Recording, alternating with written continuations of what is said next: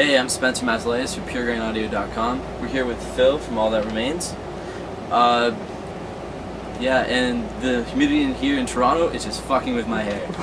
So, it's fucking with mine too. yeah. It's got a lot to fuck with there.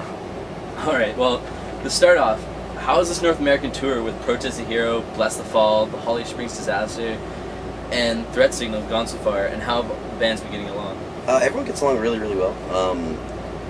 We're the kind of band that wants to get along with everyone. If you try to get along and are willing to compromise, then it's pretty easy to get along. But then again, I think there's only been two bands of all the time that we've ever, out of all the bands we've toured with, there's only been two bands that we didn't really get along with. So, and no, I'm not going to give them any dirt. All right. Well, is there any particular memorable shows or funny incidents that you can share with us and your fans?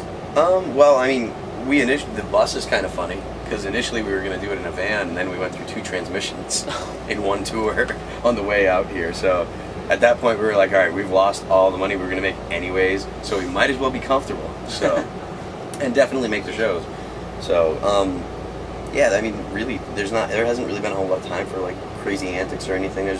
Canada's so big and the drives have been so long that it's even if we can hang out, the other bands can't. They gotta get in the van and go. So nothing wild and crazy yet. But I mean, tonight's Toronto. You never know. Never know. That's true. This tour had quite a few Canadian dates lined up. How is it to be back? How does it feel to be back in Canada? And are there any differences between your fans north of the border versus back home in the U.S.? I wouldn't say there's any significant difference. I mean, Americans and Canadians, politics aside, are almost the exact same thing. You know what I mean? And politics are, I mean, that's something that politicians worry about, not dudes that play in bands, or at least not this dude that plays in bands. So, yeah, I mean, it's been great to come up here. We haven't played up in Western Canada and probably since before, Sound of the Underground last year, or not last year, previous year. We were doing sounds we were doing a Canadian tour with As I Lay Dying, and that was the last time that we made it to probably Calgary or we never played Timmins before, So it's a good time to be able to come out here and play, these kind of far off from the major centers of population, I guess, and still see people coming out and getting crazy. It's good times.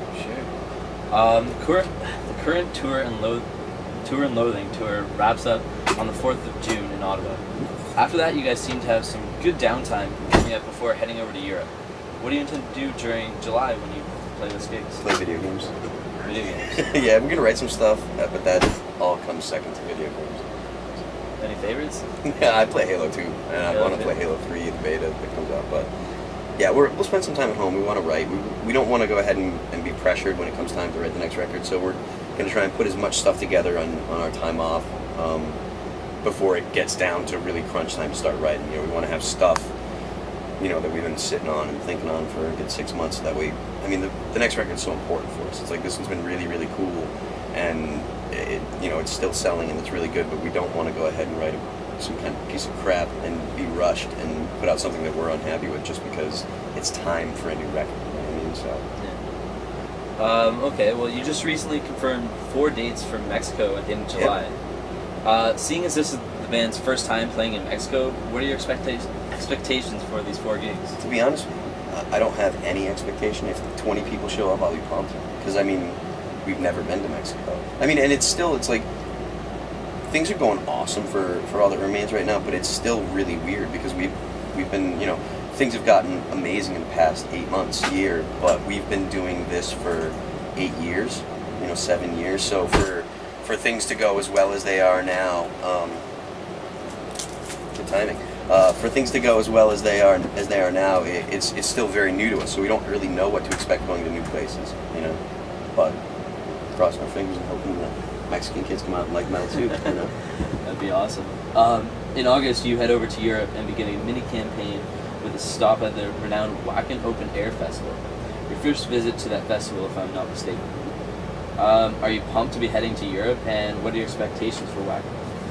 It's going to be big. I mean, it sounds like an understatement, but I mean, you're talking about numbers of people that I can't comprehend. 40,000 people. in one place watching a band. You know, I mean, I'm sure we're gonna play one of the second stages or whatever, but it's like 40,000 people is like a lot of people, and that's how many people are gonna be there. I can't even wrap my head around that. You know, so I don't know what it's gonna be like. I know that when we went to Germany on our headliner in Europe in April, those were the best shows, and it was a complete surprise to me that Germany had this, you know, has the biggest turnouts and you know the craziest kids, because we'd only been to Germany twice before. So I don't know what's going to happen. I mean, we may go over there and bomb, or we may go over there and, you know, kids be like, yeah, all that remains, you know, or whatever. So who knows? But it'd be cool if we don't suck. You prefer bigger crowds? I like playing in front of a lot of people that are pumped that you're there. I mean, but it doesn't matter if it's you know 150, 200 people, or if it's, you know, 1,000 people or whatever. Just so long as the crowd cares that you're there. There's nothing worse than playing to a room full of people that are like this. You know, kind of scratching their head, picking your nose, not sure what you're doing. So, just so long as the crowd, you know, is amped to see us, that's all that really matters. Sure. Your most recent record, The Fall of Ideals, dropped on July 11th, 2006. Now that we are looking at about a year since its release, do you already have plans for a new album? Yeah, we've started to talk about it. I mean, it's something that we've been discussing a lot as a band. We haven't had any time to sit down, but it's like we talk a lot about what we do and don't want to do, because again, it's so important for us to write a good record that, you know, that is going to keep us happy. Because I mean, we're not kids. You know, I mean, the oldest person in the band's 34. The youngest is 28 now. So it's gone beyond just, you know, just writing a record to write a record or whatever. It's we have to do something that we're going to be comfortable playing for the next year and a half, that we're going to be happy about. I mean, there's nothing worse than getting on stage and being like, okay, we got to play 10 songs, and I only give a shit about playing 2.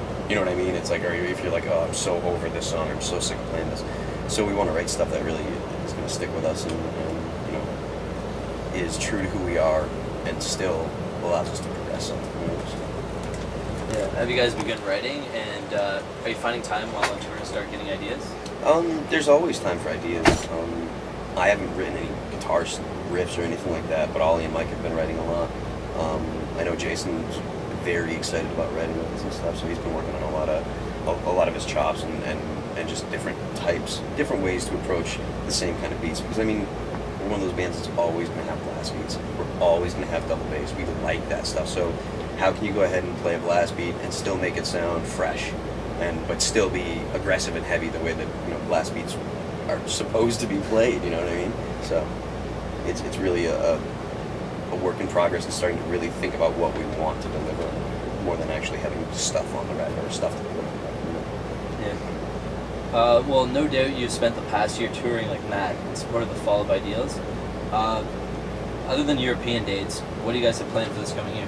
We're talking about doing a headliner in like September. It'd be like smaller markets. They call secondary markets. You know, instead of playing in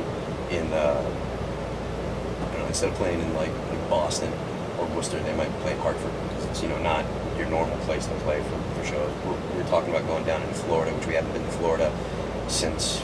I don't think we played in Florida since Ozfest last year. We want to go ahead and hit a lot of the areas that we haven't, and we also had to cancel some shows because of the van issue that we had. So we want to go ahead and go back to Spokane, go back to Bend, we want to go back to Baltimore, back to Columbus, and make up the shows that we missed. So it'll be pretty extensive, and then after that we're going to take another couple weeks off. There's talk of going to Japan maybe, and then we've got a support that we're going to do that I'm not going to talk about yet, because it's a support, and if the headliners don't announce it and you talk about it, the headliners get pissed.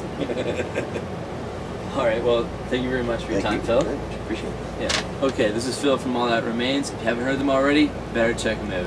I'm Spencer for puregrainaudio.com. Can't even say my own name.